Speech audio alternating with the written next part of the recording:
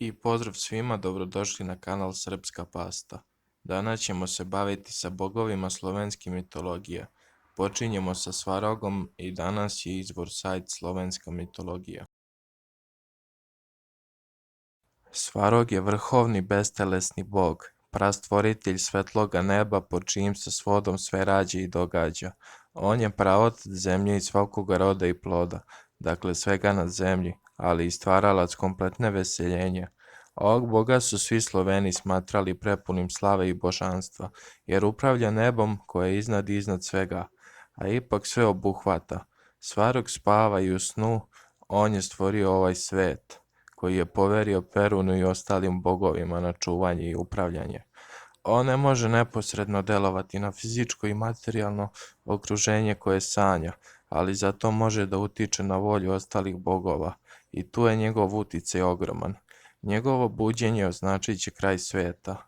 Alternativna imena su mu rod i usud.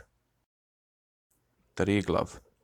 Triglav je troglavi bog ratnik. Sloveni su ga zamišljali kao boga sa tri glave i zlatnim povezima preko usta i očiju, koje nosi jer njegove oči imaju zastrašujuću moć, ili, kako tvrde sveštenici idola Triglava, zato da ne vidi grehe ljudi kojima je izuzetno naklonjen.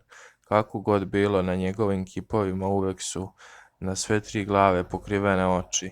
Glave Triglava verovatno predstavljaju nebo, zemlju i podzemni svet.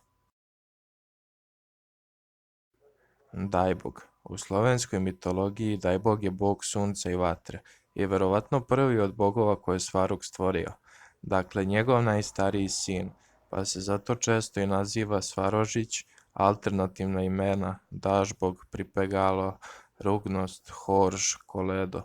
Kod Srba su, naročito u narodne književnosti, očuvani mnogi tragovi o ovom bogu, koji je sunce i vatra, car na zemlji, bog zlata, srebra i rudnika uopšte, i zaštitnik kovačke veštine i domaćeg ognjišta, i bog koji daruje blagostanje i sreću, o čemu svedoči i česta izreka, da Bog da. Mokoša.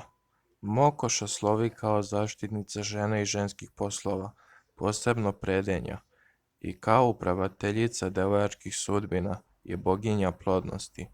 Zamišljali su je kao ženu velike glave i dugih ruku koja obilazi kući i nagleda prelje. Nagrađuje one koje su vredne i kažnjava one koje nisu s druge strane. Rasprostranjeno je verovanje da je posredi zlo božanstvo i da je njen kip izgleda kao strašna nakaza sastavljena od različitih životinja. Ona prema ovom tumačenju označava muke i nevolje. Ružna je i gadna i simbolizuje sve ljudske strasti.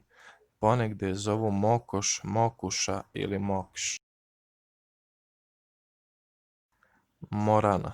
Antipod Vesni, Morana je boginja noći, zime i smrti i najčešće se pojavljuje u liku lepe devojke, duge crne kose, bledog lica, sa vučnim močnjacima i kandžama, odlikama koje nagrađuju njenu božansku lepotu i naglašavaju njenu, u ljudskim očima, zlu prirodu. Poznata je svim Slovenima i javlja se pod imenima Morena, Marene, Marana, Maržana, Maržena. Sve zimske nepogode, sneg i smrt dolaze od boginje Morane, koje su prozvale boginjom smrti, ljudskog, životinjskog i biljnog sveta. Njena glavna tri atributa su zima, smrt i mrak, a u bliskoj vezi je i sa Vesnom, je Stribog, bog koji se odnosi na jednu da bi doneo drugu.